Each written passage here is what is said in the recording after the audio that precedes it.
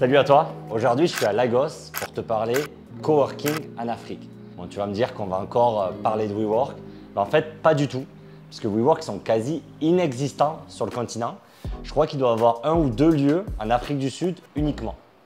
Donc, dès que j'ai commencé en fait à parler de mon projet d'investir en Afrique, on m'a présenté Grégoire, le fondateur d'Africaworks que tu vas rencontrer.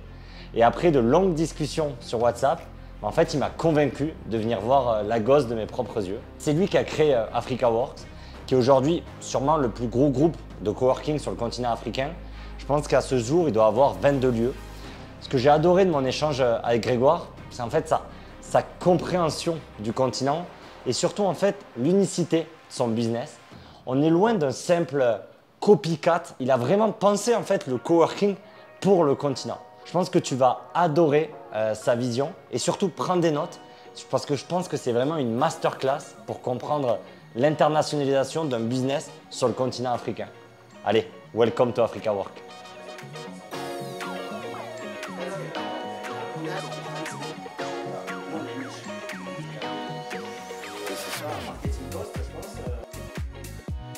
So we switch to English now. Absolutely. But I know you have a better accent than me. No, thanks again, Greg, to welcome us at Africaworks. It's the second time of the week we came to work from here, and it's really a cool place. So thanks again for having us. Maybe my first question before talking about the coworking, it's what's your link with the continent and the African continent? It's a very good question. It's a question that I've been asked many times. I have many links. First of all, I have family link. My family has been in Francophone West Africa for a few generations. My mother is born in Senegal. And so, yes, I'm French. I'm born and raised in Paris, but unlike all of my friends who are going to see their parents, you know, in Brittany, Corsica, or God knows where, I was going to Senegal several times every year, where my heart is. I was traveling, you know, in Ivory Coast, Cameroon, Mali, so I've had experiences since my very young age, spending, you know, summer holidays in those places, having friends, having family there. So I have a family bond and linked to the continent. So that's my first link. My second link is that I've lived myself 8 years in Nairobi on the other side of the continent. And then my third link is, I would say, Nigeria, because my wife is Nigerian. So I do spend half of my time in between Paris and Lagos. So, you know, my family history is more on the western side. My personal history is more on the eastern side. And my current So you found the perfect match. Yeah, I found the perfect match. Boom, right bang, Lagos. And my wife is Nigerian. How many countries have you been in Africa? Great question. I haven't counted them. Probably out of the 54, my guess is around 25, 30. Crazy, crazy. We'll talk about it. And so you started your career in Nairobi. At which moment you got decided to build the co-working of Africa? Yes. First of all, I came in Nairobi. I was a young professional. I was like 2 or 3 years of experience, fresh out of business school, blah, blah. Had worked in London, had worked in Asia, came to Nairobi, worked in a venture capital fund, which was a wonderful experience, and that was 10 years ago. And that gives me the exposure of seeing multiple businesses, you know, multiple entrepreneurs from all over East Africa in that particular sense. So, you know, I dealt with guys in the healthcare sector in Nairobi, some in the agro-processing in Uganda. So I was very exposed to that. I was quite young, and that was a wonderful and tremendous experience for me. Then I started my first business in real estate, and then actually I kind of realized mid-2019 that a lot of our clients, you know, and most of our clients initially at that time were big multinationals. Actually, there was, you know, if I were to look at it purely from a business standpoint, there was a real mismatch between what their needs were and what the market was offering. What we've come to realize, or what I've come to realize, is that a lot of these multinationals have expanded on the African continent recently. Just to give you a rough idea, in 2015, out of the Fortune 500 companies, there were 150 of them on the continent. So and in 2020 there was roughly 350. Crazy. So the numbers of big boys in Africa has doubled over the last 5 years. So that is in itself, it's a wonderful news. If you know the big boys are coming, spending money, hiring people, all of this is great. What we don't realize all the time, or what I didn't realize, is that actually they come with relatively small teams, because generally it's a sales rep office or you know this type of things. So ultimately, I was like, there is zero or almost zero co-working stroke flexible office offering, while all of these guys have actually teams of 10, 20, 30, 50 people. They rarely have offices of 2,000 people. They cannot build a tower in exactly. everything. So if you have 2,000 employees, you have your own tower. If you have 50 employees, does it make sense for you in this environment? And so this is where I'm like, hey, there's clearly a mismatch between the offer and the demand. And this is very unique to Africa. That has nothing to do with what happens in the US or in Europe. This is very particular to Africa. And because of my experience of traveling all over the continent, speaking to all of the clients, I'm like, hold on, there's an imbalance here. And this is where I started to say, okay, but the answer to that problem is a co-working space. Then it provides flexibility in a very different way that flexibility is provided by, let's say, a WeWork or Spaces or you know, a morning co-working in Paris, for example. But there's a very uniqueness to the need that is an African need. It's funny because you start almost reverse. I have on my own image like the little co-working who start with a coffee and then the big company want to go. And so I have the feeling like in Paris, most of the co-working start small and then they try to attract big companies. But you started the opposite. You say the need is for the big companies and then we'll have space for others. Yes. This is a very important point because I've seen, you know, over the last 5, 7 years, I've seen a lot of co-working initiative spaces, you know, mushrooming in Abidjan, in Nairobi, and a lot of them were based on that basis. You know, they were a copy-paste of the European or the American model where you start with the startups, with the creatives, it's cool, you have the coffee, the vibe, and then like WeWork, you realize halfway through that bills needs to be paid, and therefore this is when you start actually working with the big boys, right?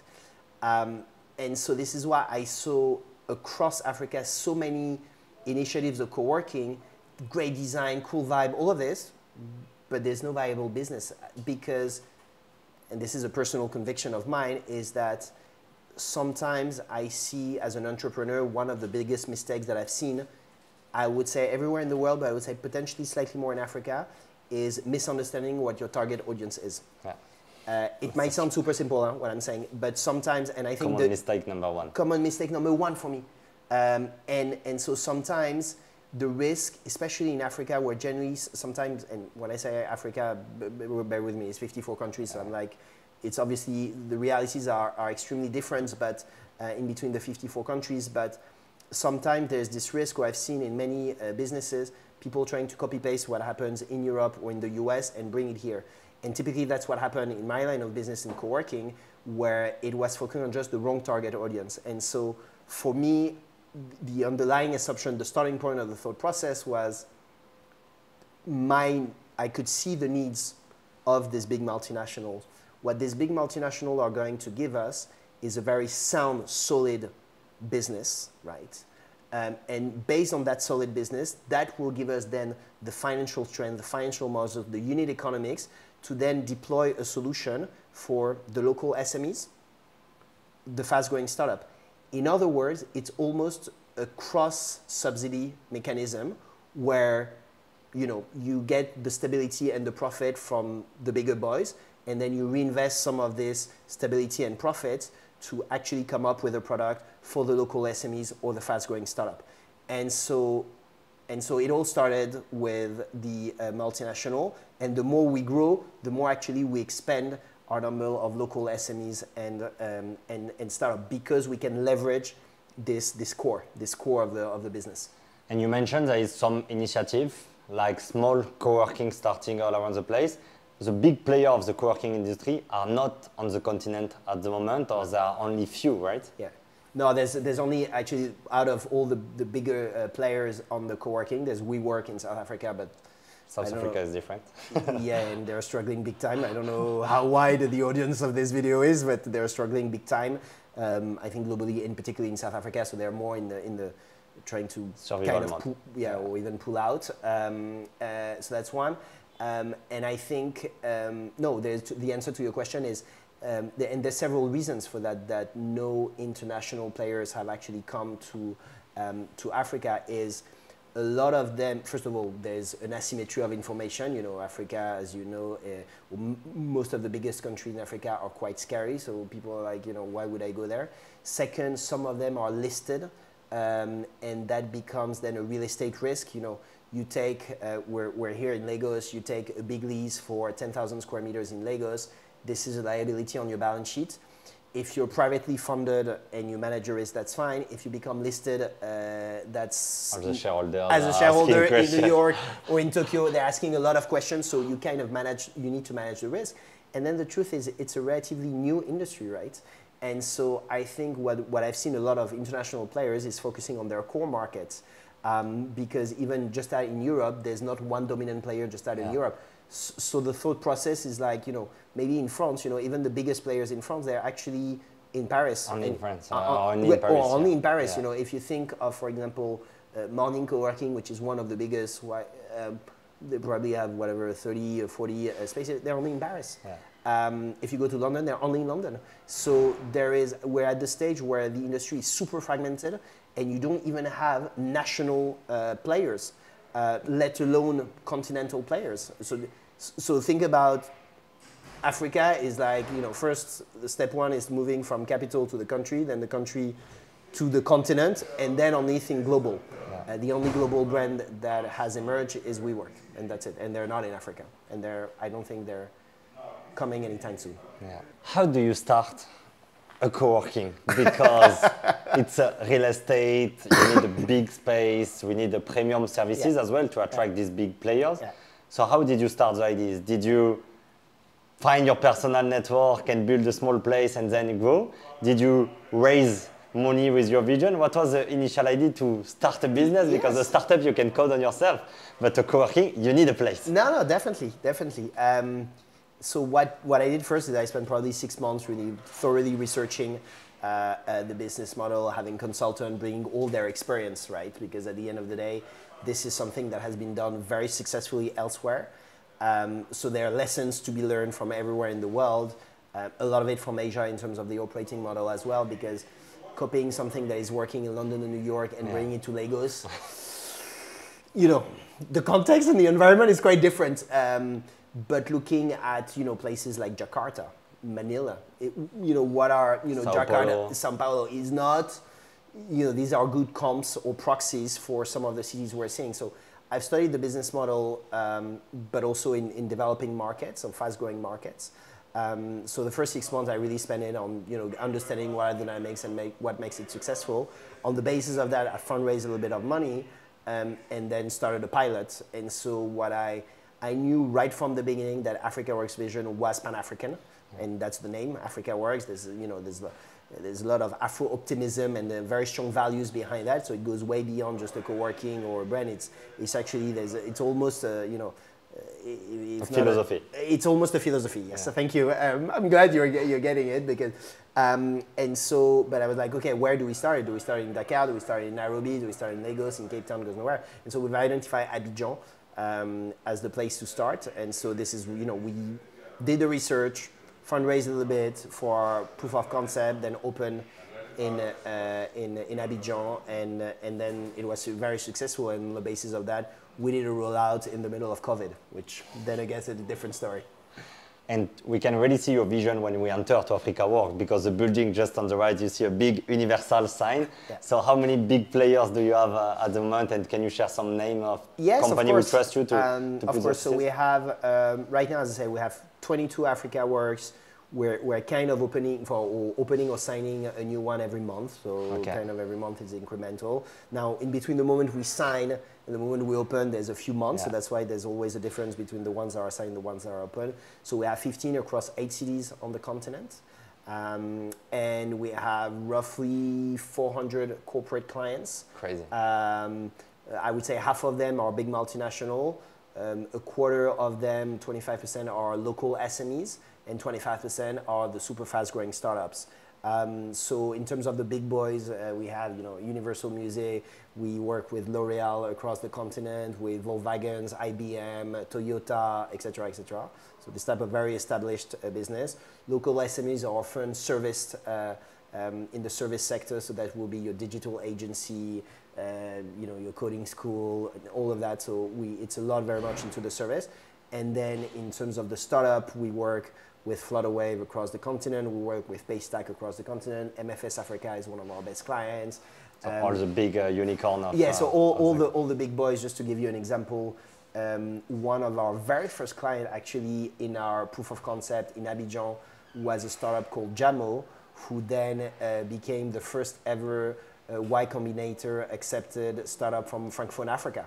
Yeah. And I think they were like the fourth or fifth client of Africaworks when we started. So, we have a mix, and in the same space, actually, L'Oreal has put its headquarters. So the uniqueness of our product, and this is the whole positioning, is unlike in some other parts of the world where actually you have really incubators on the way and really co-working, what you're trying as much as possible, it's not always easy, but as much as possible, is to bring everyone together. Yeah. And so the example I was giving you, in the same space, when we launched our very first Africaworks, you have L'Oreal that has put its headquarters for Ivory Coast in a space, and you had Jamo, and just the new guys on the street, which then proven to be super successful. Yeah. And so this is the type of magic we're trying to create through the spaces. And so Africa is definitely unique in the world, but in terms of the importance of building or co-working, there's also like a very big role to have. Yeah. And I know you have a very good definition of that. Why is very important to have this type of structures, yeah, whatever the name, co-working, yeah, space? What is the most important to have that in the ecosystem? I think it's a great point, and I feel sometimes it's not something that it's something that is very well understood in Africa, but could not always be super well understood globally. So let me tell you a little bit about Africaworks, how we see it, and then answer your question. So Africaworks, we've defined our purpose. Africaworks' purpose is to unlock Africa's potential through work. And how do we do that? We say by strengthening the business infrastructure. So Africaworks we started our journey through co-working spaces, but our vision goes way beyond co-working spaces. Basically, our vision is to say, okay, we're here to strengthen the business infrastructure. What does that mean? It means that we want ultimately our ultimate mission, and it will take us decades, and we're very happy with that, it will take us decades, is that we want to make it easy and smooth to do business in Africa. And why is this important? Is because the continent's growth is a function of how the private sector is going to develop. The private sector is only going to develop, regardless of the sector, regardless of the countries, if it's relatively easy to do business. Yeah. If it's extremely complicated, companies will not invest, companies will not create jobs, tax will not be collected, therefore schools will not be funded, hospitals, people will not be trained, etc., etc. So this is very personal to me. I feel very, very strongly about it because my, of course, personal purpose is very aligned to that. Is to say, so we want to strengthen that business infrastructure. And my dream is that in 20 or 30 years' time, actually the headline of the Financial Times or the Economist will be to say, basically, Africa is the easiest place to do business on earth, right? As today we're saying that maybe a Singapore is like the easiest place to do business on earth. There's no fatality here. It could be the same in 20, 30 years' time in Africa or across Africa, or in some countries in Africa, that will be enough. And so that's our ultimate goal. And so what we're saying is to say, okay, to make it, what do you need to do a business? Whichever country, you need infrastructure, and this is what we're building, and I'll come back. You need talent, you need a set of services around you, and you need money. With that, you kind of create an ecosystem for any businesses, small, medium, big, in Senegal, in Nigeria, in South Africa, in Kenya. Whether it's fintech, old tech, new tech, you need those things. And so our entire thought process is to say, how do we build that ecosystem? So of course, we can't do everything at the same time. It's a very long-term vision. We're very long-term people, and we're proud to be that, especially in the world in which we live, where we're here, we're talking 20, 30, 50 years. We're not talking the next quarter. And so we say, let's start with the infrastructure. And so the infrastructure, it might not be a very sexy word, but it's paramount in the world in which we live. And oftentimes in Europe and the US, we take for granted that, you know, fast speed internet. Yeah, fast speed internet, non-stop electricity, cost of electricity that is low, and all of that. And so we're talking here from Lagos, and anyone who has done business in Lagos knows that none of these things is easy. And so what we're ultimately, you know, bringing to our clients, we're not bringing tap on beer and Friday with, you know, some guys with a mustache and, you know, I mean, it's great. No, I love it, but it's not the problem here. That's not the problem. We're not bringing flexibility like WeWork brought flexibility month on month, because that's not the problem. It's not sexy, but what we're providing is functionality. Printers, electricity. So let me tell you real case example of where we're. It's here where it's 3,000 square meters of office space. It's the biggest coworking in West Africa. We have 30 corporate members. It ranges from betting companies. You have the HQ of Glovo here. You have Universal Music. So if you're into Nigerian music, all the recordings, a lot of the recordings from Universal. So Davido comes here, okay. etc., etc. But you have also the oil and gas. You have a lot of stuff. So you have Spotify. You have a whole mix. Screenshot of the GBP of exactly. Nigeria. So you have cultural industry, oil and gas industry, startups. You have all of that. And right now, you know, we have a dedicated facilities team. So you know, the WeWork in New York or in London or the players in France, they don't have to run facilities management. Yeah. We have, just to give real life examples so people understand, we're running multiple generators 24/7. We have, just since February 1st, because of the energy crisis in this country, less than 5% of the energy that we're consuming was coming from the grid. So 95% was privately generated. So if you imagine the generator, the solar panel, the refuel, I mean, it's a whole logistics that we're putting in place. So it's not sexy, it doesn't give great pictures on Instagram. But that's not the problem. But that's not, the point is that people are coming to us, yes, we have a great design, yes, we're well located, all of that, right? But they come because, you know, we have a facilities team just for this space, or 10 people on that. We're running multiple generators with backup. You know, simple details, but we have inverters everywhere. So if there's a downtime, you know, you can be with your laptop, no problem, you continue. We're running 2 internets constantly. Because if one is down, you have the backup system. It's a cost for us, right? And no other coworking is doing this. Yeah. But because ultimately what we're saying is that, hey, come to us, focus on your job. We take care of the rest. And so this is why we started this journey, and this is why we call it, you know, the coworking more the infrastructure, is that we provide all of that environment that might sound in other part of the world a commodity, but that is paramount here to provide, that helps people do their job. So you replace office manager by facility manager. Correct. No, but it's a whole. It's not as simple as, you know, you go in Paris or in London, you rent a space, you get it fitted out, you're up and running. Because the truth is, you go in Paris, you don't think about your generators, you don't think about your inverters, you don't think about all of this, because the infrastructure is provided by the public sphere. Yeah. Because, well, you have although we'll see what happens this winter, but there's a constant flow of energy. Here, because we are in different environments, sometimes the private sector needs to do the job of the public one. Exactly. I can say it, you cannot. I'm not saying it, but you can say it. Yeah. No, it's true, it's true. No, and this is why ultimately the clients are paying, you know. Nigeria is on the top of the list of the cost of internet downtown. Yeah. So the impact from study and is like 1.5 billion USD every year of the GBP lose because of internet shutdown. Yeah, I'm not surprised. Yeah. I didn't know that, but I'm not surprised. Yeah. We did some study after living here for a few months. We are like, okay, we have some problem on internet. No, but definitely. And this is why, you know, we're, as I said, you know, we have, just for this space, we have 3 people on the IT team that constantly monitor the internet speed and that make sure that we optimize it completely.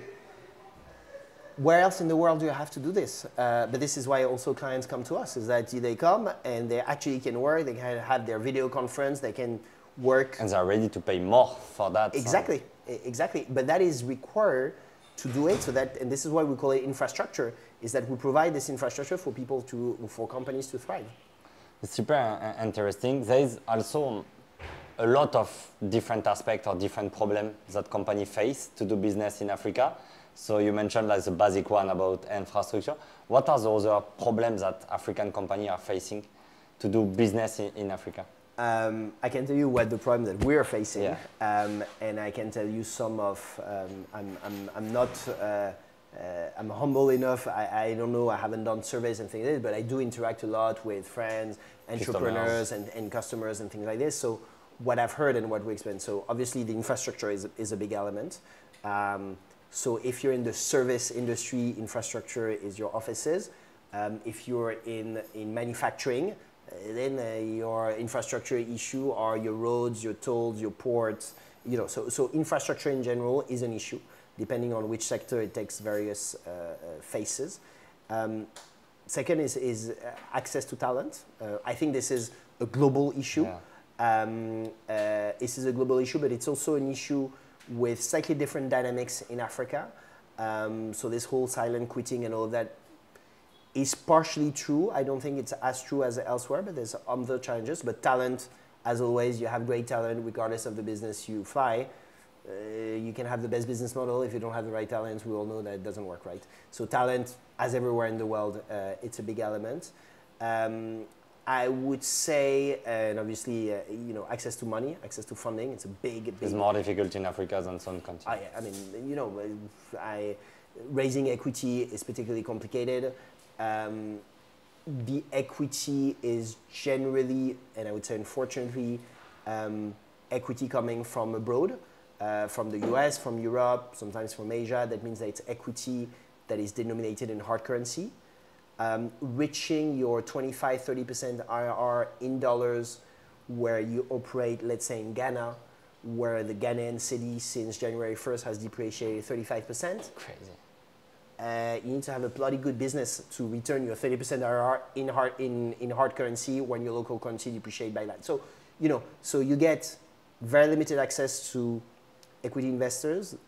The equity investment is oftentimes dominated in hard currency, which is a big issue. Therefore, even if you're, let's say in Ghana, very successful, when you convert it sometimes in dollar, you're like, yeah, but that's not what we've signed up for. So it's difficult to attract equity. And then local debt is crazy expensive. I mean, and just to give, I don't know, you know, we're talking buy a car, 25%, 30%, 35% interest rate, right? It's crazy. So when you sign a loan with 35% interest rate, so you know, these are real case examples where access to finance is really tricky.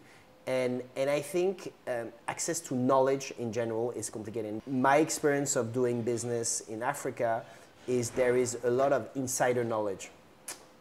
You have to be, and that's why you have to be on the ground, because it's not on Google that you'll find the answer, or it's rarely on Google that you'll find the answer to the solution. You need to know the guy, or you need to know that there's a lot of insider's knowledge. And I think this is, a bit of an issue. And yeah, so these are the big challenges, you know, the infrastructure, the money, the knowledge, and the talent. No, super clear. And you say you are here for the long-term vision. So is it mean like you find your dream business, like your lifetime business with Africaworks? It's a good question. It's a question that I ask myself quite often. I would say yes. How did you discover? Because when you got the idea and now you have more than 20 spaces, so you get to the point that at which moment you discover like, okay, I can dedicate the next 10, 20, 30 years of my life. There is a specific moment where I decided to take There's no like one moment, wow, I got it. No, there's not. It's a great story, but the truth is it didn't happen like this. You know, if I'm very honest, it's a small of many things. It started with, you know, okay, let's do a coworking. How are we going to name it?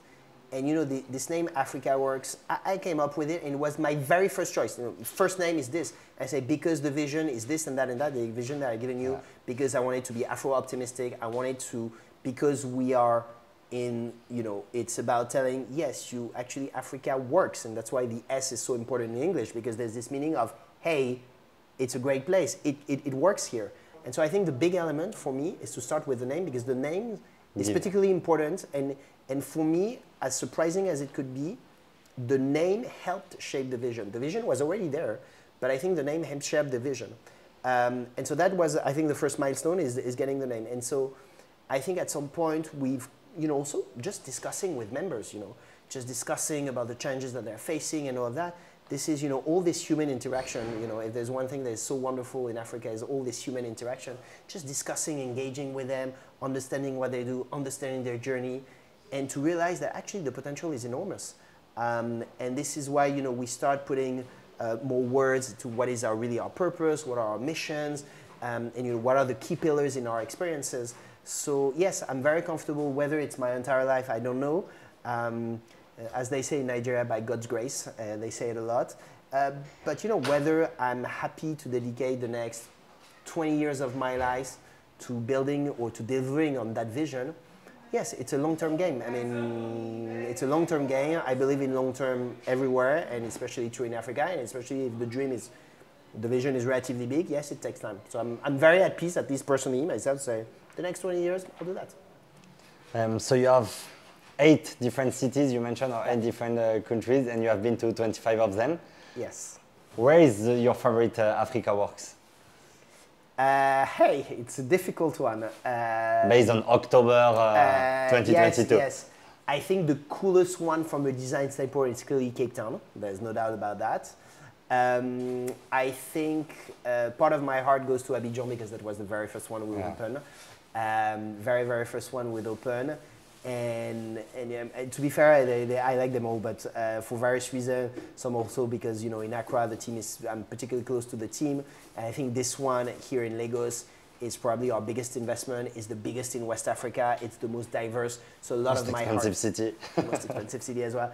My heart as well goes there. So it's a mix of, it's a mix of, for romantic reason, it will be Abidjan. For design reason, it will be Cape Town. I think for the diversity, it will be Lagos, and so kind of each of the cities has its uniqueness. If I will say a student of 20 years old have to do an internship in Africa, and you have been in this situation, what would be like the 2 cities that you will consider to do an internship in Africa and to start to understand this continent? It's a difficult one, because honestly, all the cities are amazing for various reasons. You've been to all these places, you've been there, so you know. I would say, without order, Nairobi. Nairobi because it's a very open city. It's one of the few cities where you are really driving Africa forward. I think it's really one of the leading cities. I've lived myself 8 years there, so obviously, you know, I'm saying something that I've preached to myself. So I would definitely say Nairobi. Great lifestyle, by the way. Wonderful country. Wonderful people, business-wise quite dynamic, very open to the world. A lot of people from all over the world are coming there. So a lot of things happening. So Nairobi is a great place. I would say Lagos. The barrier to entry is a bit higher. It's not as... you convinced me to come, so it I convinced you to come, and you love it, right? Yeah. So I think, as I often tell my wife and my community and my world, is, let's be honest, the truth is Nigeria might not have the best brand as a country. Lagos does not have the best brand as a city. Just don't Google it. Yeah, it's just don't. But the truth is, if you pass those mentally, it's a wonderful place. And there is just wonderful beauties everywhere. It's not exactly the same type of beauty you will find in London or in New York, but the quality of the people are just amazing. So I would really say that Lagos, it's a bit more difficult. The barrier to entry is a bit higher. People are more cold at first, but then when you smile, they smile. They're so warm after, and so engaging, and so friendly, and so dynamic, and so kind. I mean, And so I would say Lagos, yeah. And so business-wise, super dynamic. And the truth is, and I think everyone will acknowledge that, is more or less 20 to 25% of African population is in Nigeria. So the continent's future is very linked to this country. Yeah. If this country fails, it's going to be difficult for Africa. If the country works, then it's going to be a boom and for the continent. So I think and there's no other country, I think, in Africa that could claim that important by the virtue of its size. So yeah, I would say definitely Lagos, although the lifestyle might not be as nice as Nairobi. Last, final question. Yeah. What is your secret spot in Lagos? My secret spot, yes, I have one, but it's very, very secret. It's a jazz club in VI, in Victoria Island, called OT's.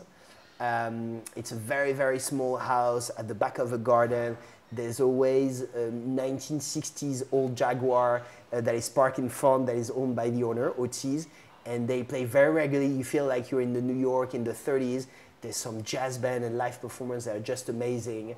And you have your suya, so that's clearly one of the very cool things I like to. And it's very small, it's like probably 10, 15 people. Okay. So there's no signage. If you're not an insider, it's very hard to find.